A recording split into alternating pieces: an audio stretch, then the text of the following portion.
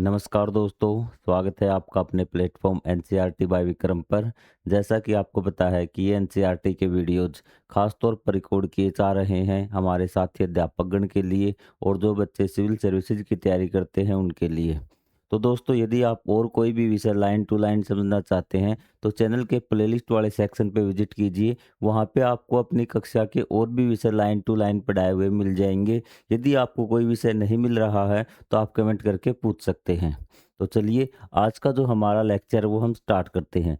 तो हम पढ़ रहे थे इस अध्याय में किशोर अवस्था के बारे में। काफ़ी कुछ हमने किशोर अवस्था के बारे में पढ़ लिया कि हमारे शरीर में किस प्रकार के परिवर्तन होते हैं किशोर अवस्था के दौरान। और अब हमारा जो टॉपिक था वो चल रहा था कि किशोर अवस्था को हम किस प्रकार से बेहतरीन बना सकते हैं। कि किशोर अवस्था में आपको पता है कि शरीर का मैक्सिमम विकास होता है, अधिक से अधिक परिवर्तन आते हैं।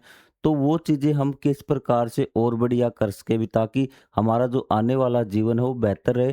तो उसके बारे में हमने 2 चीज़ें डिस्कस कर ली थी। कि पहली चीज़ हमने डिस्कस की थी कि आपको किशोर अवस्था के दौरान बढ़िया भोजन खाना है, ठीक है? बढ़िया आहार आपको लेना है कि आपके शरीर को विटामिन भी मिले, प्रोटीन भी मिले, कार्ब्स भी मिले, सारे जो पोषक तत्व आपके शरीर को मिले किशोर अवस्था के दौरान भी, ठीक है? और दूसरा था आपका कि शारीरिक स्वस्थता, कि अपने शरीर को आपको स्वस्थ रखना है, ठीक है? और आपका तीसरा है शारीरिक गतिविधियाँ। वो था आपका जो शारीरिक सफाई थी, मैं स्वच्छता बोल गया, तो क्या आपको अपने शरीर की आपको क्या है देखभाल रखनी है भी, ठीक है? दोनों चीज़ें हम पढ़ चुके। तो आज हमें पढ़ना है शारीरिक गतिविधियाँ, कि किशोर अवस्था के समय नियमित व्यायाम करना और शारीरिक गतिविधियाँ करना भी अत्यंत महत्वपूर्ण है। कि आपको क्या करना है कि नियमित रूप से, नियमित मतलब प्रतिदिन आपको क्या करना है, व्यायाम भी करना है भी, ठीक है? और शारीरिक गतिविधियाँ मतलब कि जैसे आपका खेलना कूदना, शरीर से गतिविधि मतलब आपको काम करवाना शरीर से भी। क्या आप नियमित रूप से व्यायाम अथवा खेलकूद में सहभागिता करते हैं? आप किस प्रकार का व्यायाम करते हैं? इन गतिविधियों से आपका शारीरिक और मानसिक स्वास्थ्य उत्तम रहेगा, आपका आंतरिक बल बढ़ेगा और आपकी मनोदशा सुदृढ़ होगी भी, ठीक है?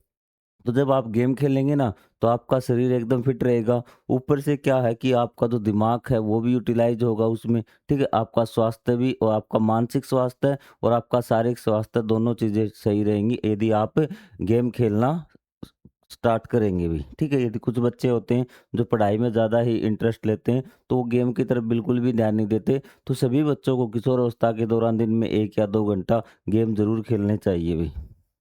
क्योंकि ये आपके विकास के लिए बड़ा महत्वपूर्ण है भी, ठीक है? तो ये देखिए कि ये बच्चे गेम खेलते हुए आपको दिखाया गया। यदि गेम नहीं खेल सकते तो कम से कम सुबह उठ के आप आधा घंटा या 1 घंटा योग ज़रूर करें भी। संतुलित सामाजिक जीवन भी, हम सभी समाज में रहते हैं और दैनिक जीवन में एक दूसरे के साथ परस्पर संवाद करते हैं। इसने कहा कि हम एक समाज में रहते हैं, ठीक है? समाज मतलब लोगों का समूह होता है। अभी हमने जो पहली पढ़ी थी ना 6th क्लास की सामाजिक विज्ञान, उसमें ये प्रश्न आया था कि समाज क्या होता है, लोगों का समूह होता है अभी, ठीक है? हम सभी समाज में रहते हैं और दैनिक जीवन में एक दूसरे के साथ परस्पर संवाद करते हैं। आप रहते हैं ना, किसी गांव में रहते होंगे, किसी शहर में रहते होंगे, और एक दूसरे से आप बात भी करते होंगे अपने अड़ोसी पड़ोसियों से। हम सबको एक दूसरे के प्रति नम्र और आदरपूर्ण होना चाहिए भी, ठीक है? हमें क्या होना चाहिए, एक दूसरे के प्रति आदरपूर्ण होना चाहिए और आपका नम्र हमें होना चाहिए। यह सभी के लिए अनुकूल और सुरक्षित वातावरण निर्मित करने में सहायता करता है भी। यदि हम पूरे समाज में मतलब सभी लोगों से प्रेम से बोलेंगे, विनम्रता से बोलेंगे, तो क्या होगा कि उन्हें एक सुरक्षित माहौल लगेगा भी, ठीक है? एक आप ऐसी जगह जाइए जहाँ आपको हर जगह गालियाँ देकर बोलते हो आपस में लोग, वहाँ आपको अच्छा लगेगा? या फिर एक ऐसी जगह जहाँ एक दूसरे को बिल्कुल प्रेम से बोला जाता हो, तो आप कहेंगे सर बिल्कुल, जहाँ एक दूसरे को प्रेम से बोला जाता हो ना, तो क्या होगा, वहाँ हमें अच्छा लगेगा। तो यही तो क्या है, आपका सुरक्षित वातावरण है भी। आपको लगेगा कि ये लोग क्या सभी बहुत अच्छे हैं भी, तो सुरक्षित फ़ील आपको होगा, अच्छा लगेगा यदि आप सभी से विनम्रतापूर्वक व्यवहार करेंगे भी।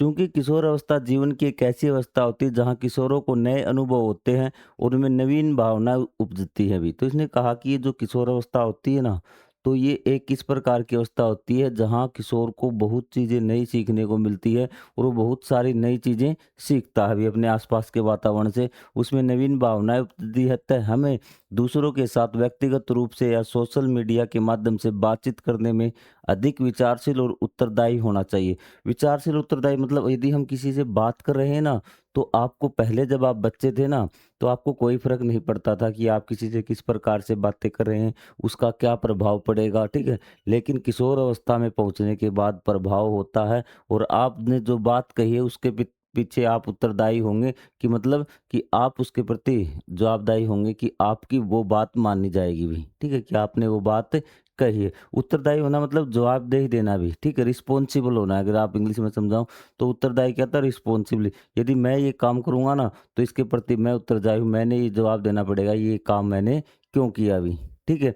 मान लो कि मैंने कोई चीज़ उठा के इधर रख दी, तो कोई पूछने वाला मुझसे पूछ सकता है कि तुमने ये चीज़ क्यों रखी? क्योंकि उत्तरदायी मैं हूँ उसका, मैंने वो चीज़ रखी है। यदि आपको किसी ने कहा कि ये सामान यहाँ से उठा के वहाँ रख दे, तो आपने वो सामान उठाया और वहाँ रख दिया, फिर उत्तरदायी कौन होगा? जिसने आपको ऑर्डर दिया कि आपने ये सामान क्यों रखवाया? उत्तरदायी का समझ में आ गया आपको समझ में कि उत्तरदायी क्या तो उसके पीछे रिस्पॉन्सिबली कौन है अभी?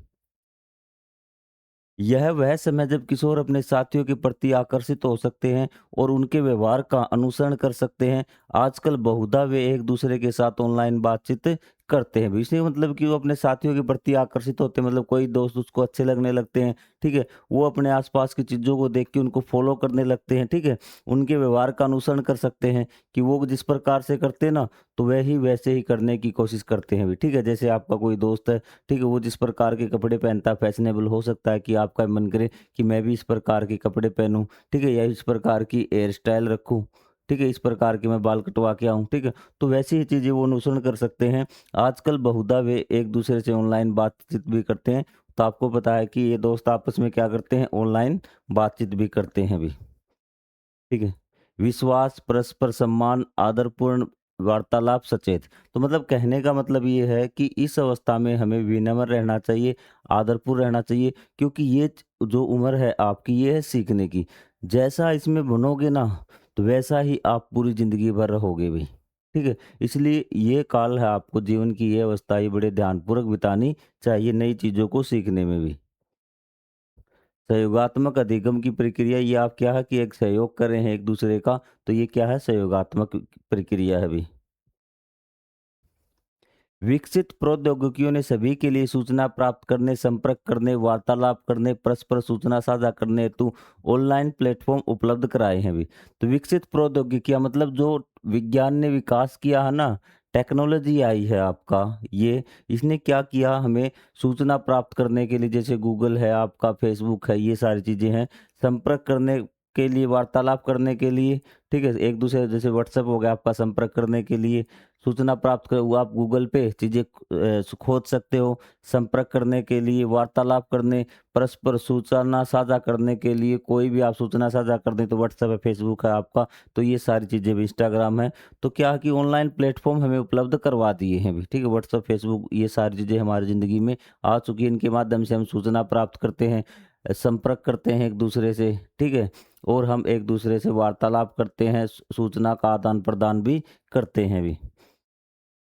हमें सभी के सामूहिक कल्याण हेतु इन प्लेटफॉर्म का उपयोग सोच समझकर और दायित्व बोध के साथ करना चाहिए। इसने कहा कि हम सभी को इन प्लेटफॉर्म का प्रयोग, जो आपके सभी आ गए ना, प्लेटफॉर्म का मतलब जो भी आपका फेसबुक है, व्हाट्सएप है, इंस्टाग्राम है, टेलीग्राम, ये सारे प्लेटफॉर्म का उपयोग सोच समझकर और दायित्व बोध के साथ करना चाहिए भी।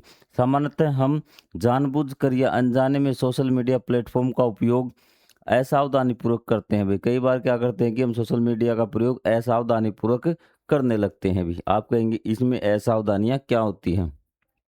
अपने से बड़ों और शिक्षकों के मार्गदर्शन से हम प्लेटफॉर्म का सकारात्मक उपयोग कर सकते हैं। कई बार देखिए कि जो आपका ये प्लेटफॉर्म है ना, इन पे हर प्रकार की सामग्री आपको मिलेगी, अच्छी भी मिलेगी और बुरी भी मिलेगी। और वो कभी न कभी आपके सामने जब आ जाती है ना, तो देखो सोशल मीडिया इन प्लेटफॉर्म का क्या लॉजिक होता है कि जो चीज़ जिस चीज़ पे आप रुक गए ना, वो आपको हर सेकंड नोटिस कर रहा है। अभी आपका व्हाट्सअप है, फेसबुक है, चाहे कोई भी यूज कर रहे हैं। फेसबुक मान लीजिए, आप इंस्टाग्राम पे रील देख रहे हैं अभी, तो आपके सामने कोई ऐसी रील आ गई जो आपको नहीं देखनी चाहिए थी और आपका इंटरेस्ट उसमें बन गया अभी, ठीक है? क्योंकि आप अकेले थे, आपने वो रील देख ली।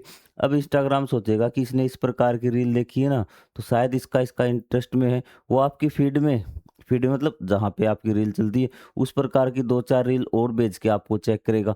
आप उसमें इंटरेस्ट लेंगे, फिर आपसे और ज़्यादा तो आपकी रील में उसी प्रकार की रील्स आती जाएँगी। इस प्रकार से हर बार हर प्लेटफ़ॉर्म आपको नोटिस करता है अभी।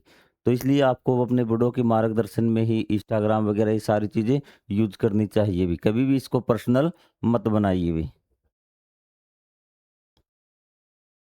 ये विज्ञान एवं समाज भी साइबर उत्पादन में उत्पीड़न में भ्रामक संदेश भेजकर झूठी अफवाहें फैलाकर अथवा बिना अनुमति के व्यक्तिगत जानकारी साझा करके दूसरों को परेशान करने के लिए फोन कंप्यूटर या ऑनलाइन प्लेटफॉर्म जैसे डिजिटल प्लेटफॉर्म का उपयोग सम्मिलित है भी। तो हम क्या करते हैं, साइबर उत्पीड़न क्या होता है, अभी आपको यहाँ से दिया गया है कि साइबर उत्पीड़न होता है कि जो आपका ऑनलाइन माध्यम से किसी व्यक्ति को परेशान करना भी। हम किसी के फोटोज डाल दे उसकी बिना परमिशन के, ठीक है? तो ये क्या है, उसका साइबर उत्पीड़न है भी। हम उसको क्या कर रहे हैं, आपका ऑनलाइन तरीके से उसको परेशान कर रहे हैं भी, ठीक है? उसके बारे में कोई झूठी खबर फैला दे भी, बिना अनुमति के उसकी जानकारी से शेयर कर दें, ठीक है? तो फ़ोन, कंप्यूटर या ऑनलाइन प्लेटफ़ॉर्म जैसे डिजिटल प्लेटफ़ॉर्म का उपयोग सम्मिलित है। तो ये क्या होता है, आपका साइबर उत्पीड़न होता है। तथापि यदि कोई आपको उत्पीड़ित करना चाहता तो यह महत्वपूर्ण है कि आप भयभीत अथवा असहाय महसूस न करें, अपितु समझदारी से काम लें और अपने माता-पिता और शिक्षकों से सहायता लीजिए भी। उसने कहा कि यदि आपका कोई ऐसी चीज़ हो गई है कि जो जिसके माध्यम से आपसे गलती हो जाती है कि इसके माध्यम से कोई आपको ब्लैकमेल करे, आपको परेशान करे या फिर आपको बार-बार किसी प्रकार की रील भेजे, ठीक है? तो आपको उस पे असहज महसूस नहीं होना है, डरना नहीं है। या तो आपके टीचर को बता देना है या फिर अपने माता-पिता को बता देना है कि ऐसी-ऐसी चीज़ें मेरे साथ हो रही है, ये मुझे परेशान कर रहा है। इसके अतिरिक्त कोई भी फ़ोटो ऑनलाइन अपलोड करते समय अथवा अपरिचित के साथ अपनी व्यक्तिगत जानकारी साझा करते समय आपको सावधान रहना चाहिए कि आप अपनी किस प्रकार की फ़ोटो अपलोड कर रहे हैं या फिर आपकी जानकारी किसी के साथ शेयर कर। आप फ़ेसबुक पे ऐसे ही फ्रेंड बन गए और अपनी फ़ोटोज़ हैं या फिर जानकारी है घर के बारे में कि घर यहाँ पे ये चीज़ें हैं, तो उसके बारे में आपको सावधानी बरतने की ज़रूरत है। तो आपको ऐसे काम नहीं करने हैं कि जिससे कि आप मुश्किल में आ जाओ। सावधान रहना है, सतर्क आपको रहना है। चीज़ें क्लियर हो रही हैं आपकी? कोई सी भी चीज़ में अगर दिक्कत आए तो आप पूछ सकते हैं कि सर हमें ये चीज़ समझ में नहीं आई भी। तो आपको ये समझ में आ गया ना, साइबर उत्पीड़न क्या होता है कि ऑनलाइन माध्यम से हम किसी को जब परेशान करते हैं ना, तो उसको क्या बोलते हैं, साइबर उत्पीड़न बोलते हैं भी। उसकी क्या हम उसके बारे में कोई अफ़वाह फैला दें, उसकी झूठी जानकारी शेयर कर दें, उसके फ़ोटो शेयर कर दें उसकी बिना अनुमति के, जिससे कि वो क्या हो जाए, परेशान हो जाए। तो ये आपका क्या कहलाएगा, साइबर उत्पीड़न कहलाएगा भी। कई बार एग्ज़ाम में पूछ लेते हैं यहाँ से भी क्वेश्चन, साइबर उत्पीड़न क्या होता है अभी? उत्तरदायित्वपूर्ण सोशल मीडिया व्यवहार के विभिन्न पहलुओं के विषय में पोस्टर और प्रचार पत्र के अभिकल्पन के लिए समूह में कार्य कीजिए भी। आपको क्या करना है, एक पोस्टर बनाना है कि जिसमें आपको दिखाना कि सोशल मीडिया का किस प्रकार आप बेहतरीन तरीके से प्रयोग कर सकते हैं।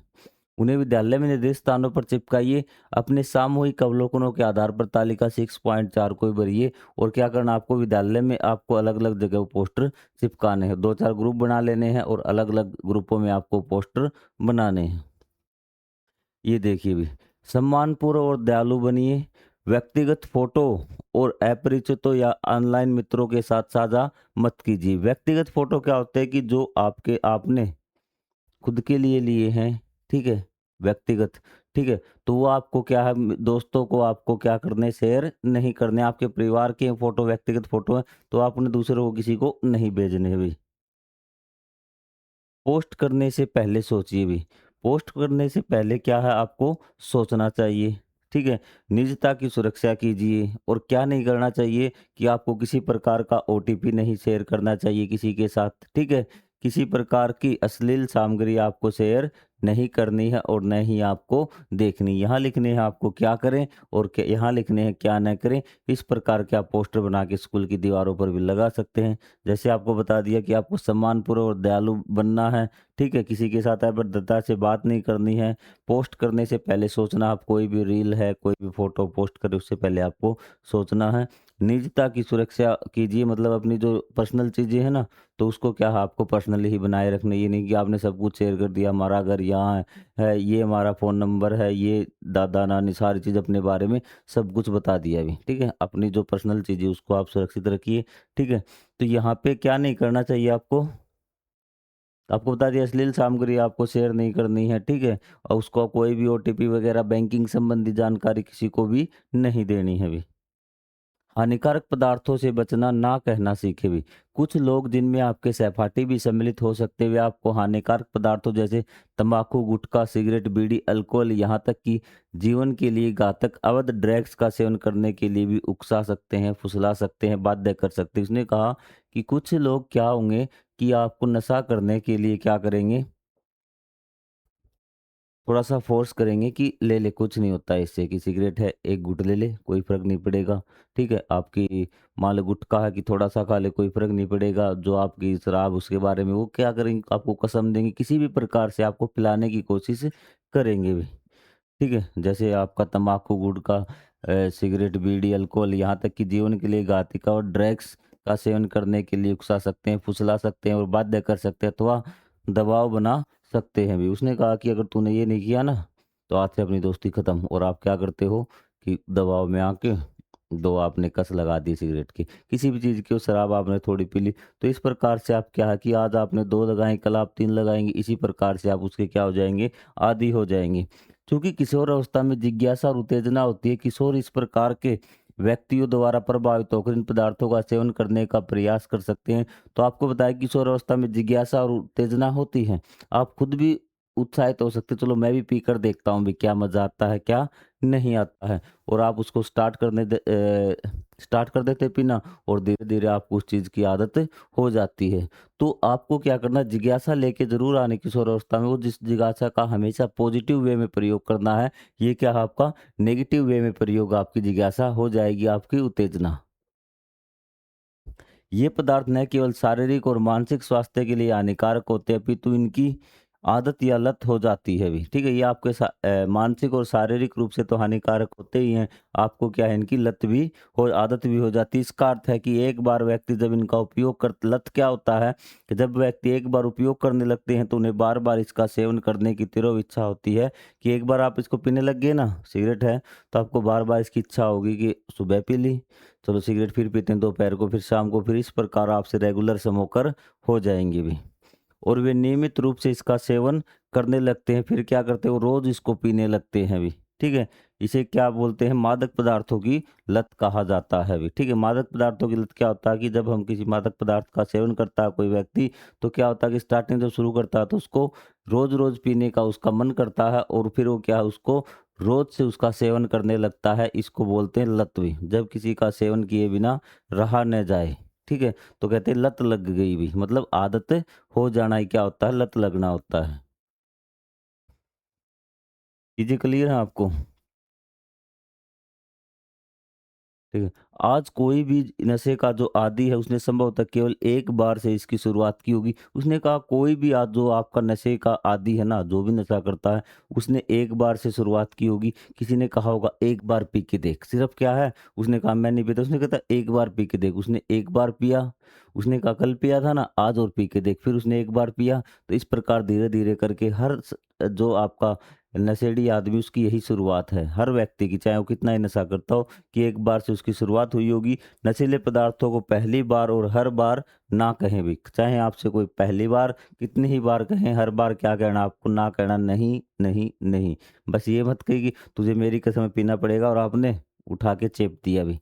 तो ऐसी चीज़ें आपको नहीं करनी हैं। तो ये देखिए आपके सामने भी, ये आपके स्वस्थ आदमी के फेफड़े हैं, और ये लंबे समय तक धूम्रपान करने वाले व्यक्ति के क्या हैं, फेफड़े हैं भी। आप देख सकते हैं कि आपके फेफड़े कितने फिलहाल तरोताज़ा है, और ये धुएँ से किसी प्रकार के हो गए हैं भी। चीज़ें क्लियर आपकी? मादक पदार्थों के उपयोग से उत्पन्न गंभीर स्वास्थ्य समस्याएं जैसे सांस लेने में कठिनाई, श्रवण शक्ति का क्षय और फेफड़ों की स्थिति सेवन के लिए पदार्थ पर निर्भर करती है भी। ठीक है, तो ये क्या होता है कि लंबे समय तक जब आप धूम्रपान का सेवन करते हैं ना, या फिर नशीले पदार्थों का सेवन करते हैं, तो आपको कौन कौन सी समस्याएं हो सकती है, सांस लेने में कठिनाई, श्रवण शक्ति, आपकी याददाश्त आपकी कम हो जाएगी भी। और फेफड़ों की स्थिति सेवन के ये पदार्थ पर निर्भर करती है कि फेफड़ों की जो स्थिति है ना, जो आप किस प्रकार का पदार्थ सेवन करते हैं, तो उस पे आपकी निर्भर करती है कि आपके और कौन से अन्य अंग हैं वो डैमेज हो सकते हैं भी। स्वस्थ रहने के लिए इन पदार्थों का उपयोग करने से हमें पूर्णतः बचना चाहिए और इनके स्थान पर स्वास्थ्यकारी पदार्थों का चयन करना चाहिए कि हमें इन नशीले पदार्थों से बचना चाहिए और इनके स्थानों पर हमें क्या है जो स्वास्थ्यवर्धक है वो चीज़ें हमें खानी चाहिए। इसके लिए आपका आत्मविश्वास बनाए रखना और अपने ना के निर्णय पर अडिग रहना महत्वपूर्ण है और इसके लिए आपको अपने मन में आत्मविश्वास रखना है कि मुझे नशा नहीं करना। कोई मुझे नशे के लिए कहेगा चाहे कितनी ही बार कहे, हर बार मैं क्या कहूँगा, ना कहूँगा नहीं करना तो नहीं करना, बस बात खत्म यहीं पे भी। अगर ये आत्मविश्वास आपने बनाए रखा तो आप कभी भी भविष्य में नशा नहीं करेंगे।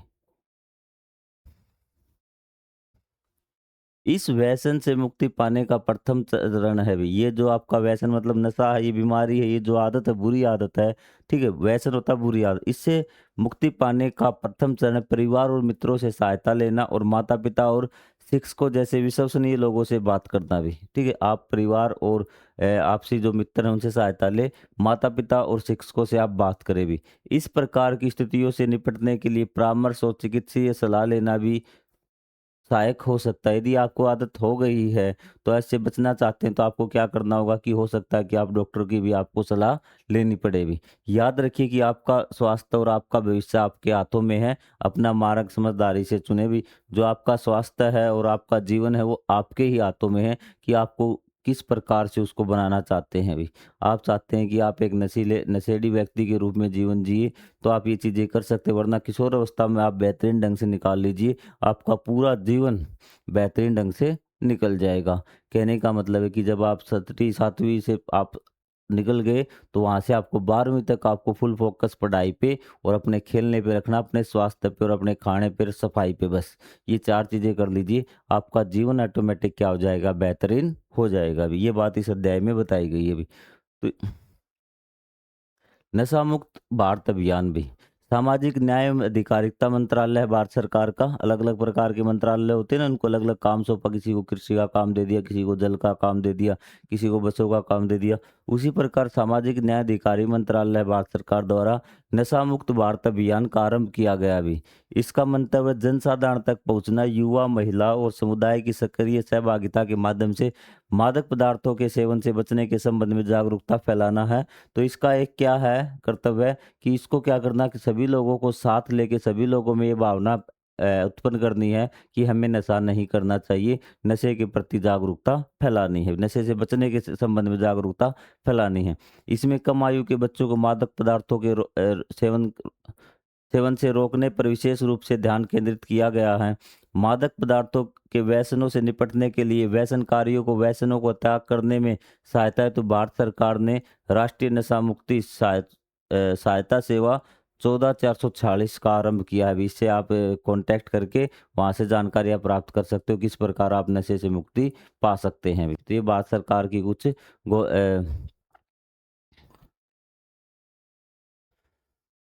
अब है किशोर अवस्था के संदर्भ में क्यों पर्सन भी। अब हम किशोरावस्था में होने वाले विभिन्न परिवर्तनों के विषय में जान गए हैं। दायित्वपूर्ण रूप से इस स्थिति से निपट के विषय में भी जानते हैं कि किस प्रकार से हमें इसके बारे में निपटना चाहिए भी। ठीक है, काफ़ी कुछ हम किशोरावस्था के बारे में अब पढ़ चुके हैं भी। परंतु मुझे आश्चर्य है कि इस अवस्था में ये परिवर्तन क्यों होते हैं अभी? ठीक है, अब मेन क्वेश्चन तो ये है कि बाद में क्यों नहीं होते, इसी काल के दौरान ये परिवर्तन क्यों होते हैं अभी? तो किशोर अवस्था में हमारे शरीर में हार्मोन नामक कुछ रसायनों के उत्पादन के कारण मासिक धर्म एवं यौन आरंभ के अन्य लक्षणों सहित अनेक परिवर्तन होते हैं भी। ठीक है, इसलिए कहता है कि किशोर अवस्था में हमारे शरीर में हार्मोन बनते हैं भी। थोड़ी सी ऊंची कक्षाओं में जाओगे तब ये क्या होते हैं, आपके रासायनिक पदार्थ होते हैं। क्या होते हैं? रासायनिक पदार्थ होते हैं। तो जिनको हमने क्या नाम दे दिया? हार्मोन नाम दे दिया।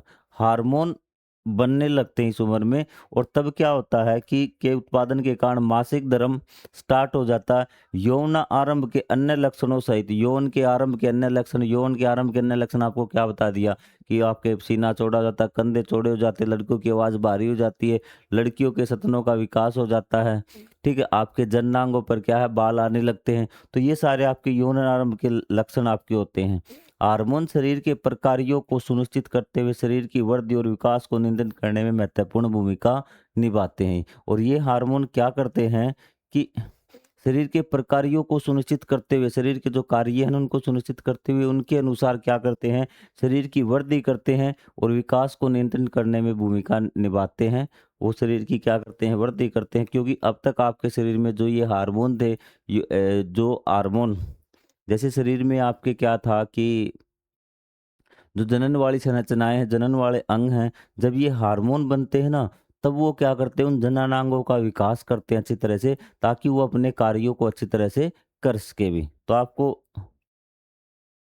ठीक है, हार्मोन शरीर के अलग-अलग अंगों से उत्पादित होते हैं और मस्तिष्क द्वारा संकेत दिए जाने की अनुक्रिया स्वरूप उपयुक्त समय पर निर्मुक्त होते हैं भी। ये कहता है कि हार्मोन क्या है, अलग-अलग अंग हैं हमारे शरीर के, वो अलग-अलग हार्मोन बनाते हैं और हार्मोन कब बनना स्टार्ट हो, जब हमारा मस्तिष्क है, हमारा ब्रेन है, हमारा दिमाग है ना, वो संदेश भेजता है अंग को कि अब तुम क्या बना दो, हार्मोन ये बनाना स्टार्ट कर दो, तो वो अंग क्या है, वो हार्मोन बनाना स्टार्ट कर देता है।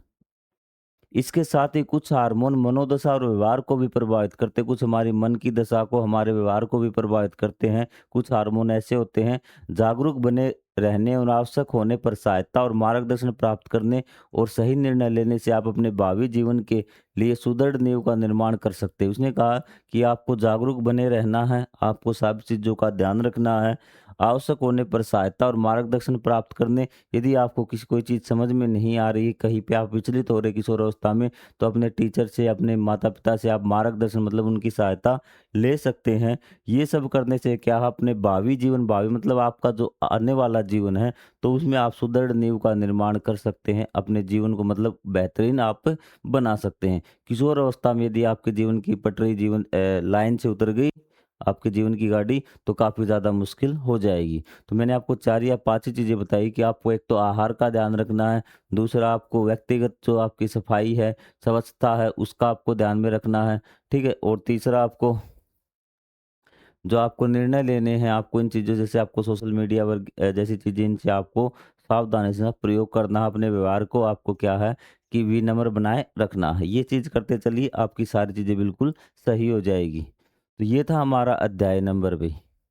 ठीक है, हमने सारी चीज़ें हमने पढ़ ली है, तो इसके बारे में संक्षेप में आप यहाँ से पढ़ सकते हैं। बाकी आपको क्या करवाएँगे हम धीरे से, एक इसका रिवीजन भी करवाएँगे, जिससे आपका 15-20 मिनट में पूरा अध्याय मैं आपको रिवाइज़ करवा दूँ। एक बार मैं आपको लाइन बाय लाइन समझा देता हूँ और बाद में आगे चल के मैं आपको फिर क्विक रिवीजन भी इसका करवा दूँगा। तो मिलेंगे अगले अध्याय में, तब तक के लिए जय हिंद, जय Bharat, thank you very much.